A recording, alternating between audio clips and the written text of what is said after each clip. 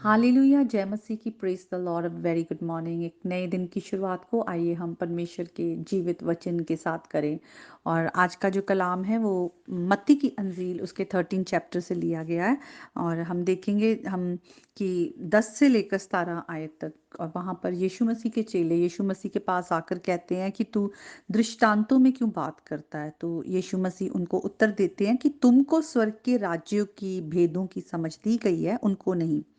क्योंकि जिसके पास है उसे दिया जाएगा और उसके पास बहुत हो जाएगा, पर जिसके पास नहीं है उससे जो उसके पास है वे भी ले लिया जाएगा। और यीशु मसीह उनसे कहते हैं, मैं इसलिए उनके साथ दृष्टांतों में बात करता हूँ क्योंकि आंखें होते हुए वो देखते नहीं, कान होते हुए वो सुनते नहीं, और उनके जो हृदय हैं वो बहुत ही कठोर हो चुके हैं।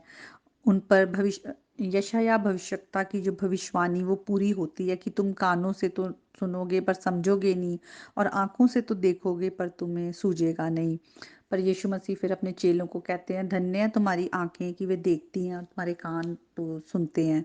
और मैं तुमसे सच सच कहता हूँ कि बहुत से भविष्यद्वक्ताओं ने और धर्मियों ने चाहा कि जो बातें तुम देखते हो देखे पर ना देखी, और जो बातें तुम सुनते हो सुने पर ना सुनी। तो सचमुच धन्य है कि आज हमारे पास खुदा का जीवित वचन है और हम परमेश्वर के वचन को पढ़ पाते हैं, सुन पाते हैं, उसके गहराई की बातों को समझ पाते हैं और देख पाते हैं कि परमेश्वर हमारे जीवन में जो उसके भलाई के और धार्मिकता के काम है।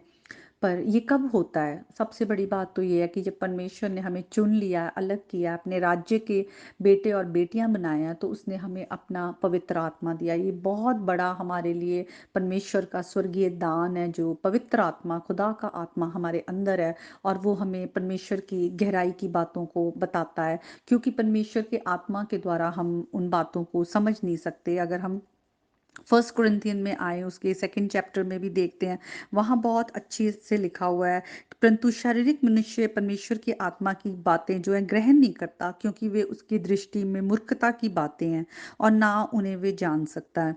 क्योंकि प्रभु का मन किसने जाना है, परंतु हम में मसीह का मन है। ये बहुत बड़ा प्रिविलेज है। हम आज खुदा का आत्मा जो है हमें धार्मिकता के मार्ग पर, सच्चाई के मार्ग पर लगातार लेके चल रहा है, ताकि हम अपने इटर्नल लाइफ तक पहुंच सकें, जहां का मार्ग हमें प्रभु यीशु मसीह के द्वारा दिखाया गया है। उनके बहाए गए लहू के द्वारा हमारे गुनाह क्षमा हुए हैं, हमें खुदा का आत्मा मिला है, हमारी आत्मिक आंखें खुली हैं, और हम जो भेद की बातें हैं, परमेश्वर के राज्य की बातें हैं, उन पर मन लगा पाते हैं, उन बातों को समझ पाते हैं। लेकिन जो परमेश्वर से दूर हैं, या जैसे यीशु मसीह के समय भी जो फरीसी लोग थे वो यीशु मसीह को बार बार रिजेक्ट करते थे, उन्होंने अपना मन कठोर कर लिया था। तो जब तक हमारा मन कठोर है, वो हम बातों को अपने अंदर रिसीव नहीं करते, तो हमें जो विश्वास कैसे आएगा? वचन सुनने से विश्वास आता है। हम अपने हृदय में विश्वास करते हैं, उसको लेते हैं, अपने मुंह से अंगीकार करते हैं कि यीशु ही प्रभु है।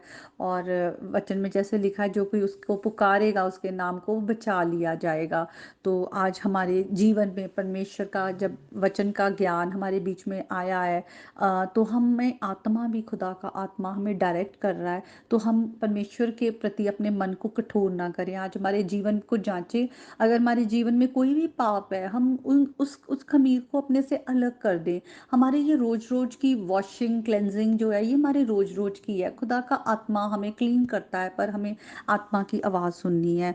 और अभी जैसे कि मेरे मन में हो रहा है कि हम देखें कि अगर हम परमेश्वर की आत्मा की आवाज़ नहीं सुनते, उसके चलाए नहीं चलते, तो एक बार हम फिर से इस लिस्ट पर जाएं जो कि गलातियों की किताब में है। और वहाँ पे लिखा है कि शरीर के काम तो प्रकट हैं और वो हमें मृत्यु की ओर लेके जाते हैं।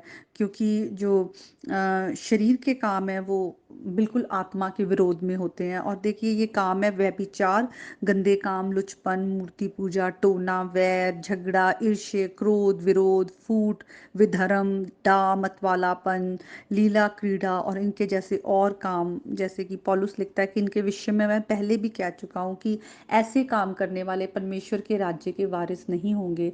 तो हमें परमेश्वर के राज्य के लिए अगर अपने आप को तैयार करना है, हमें परमेश्वर ने ये मौका दिया है, हम इस मौके को बिल्कुल ना खोएँ। प्रभु के साथ बहुत ईमानदारी के साथ रोज़ अपने जीवन को जाँचते हुए हम चलें।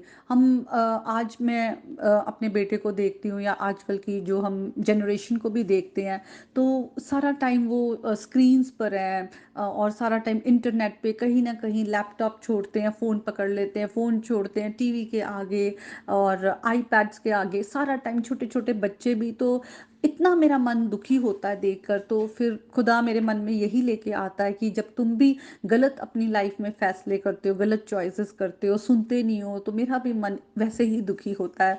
तो मुझे लगता है, जैसे मैं अपने बेटे को बार-बार कहती हूँ, नहीं बेटा प्लीज़ छोड़ दे, ये तेरे लिए अच्छा नहीं है, ये तेरे लिए अच्छा नहीं है।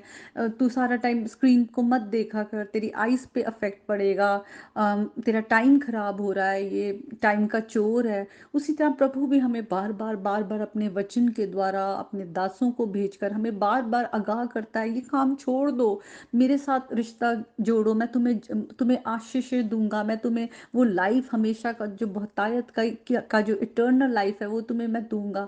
लेकिन हम भी इग्नोर करते हैं, हम भी अपने कान होते हुए नहीं सुनते, आँखें हुए होते हुए नहीं देखते, और हम जो अपने मनों को कठोर कर लेते हैं। लेकिन आज हमारे पास जीवित वचन है, अगर हमें अपने बच्चों को गलत देखते हम नहीं देख पा रहे और हम उन्हें लगातार बोलते रहते हैं, तो खुदा हमारा आसमानी बाप हमारे लिए कितना सोचता है, और वो तो हमें हमेशा का जीवन देता है, धार्मिकता का मार्ग देता है।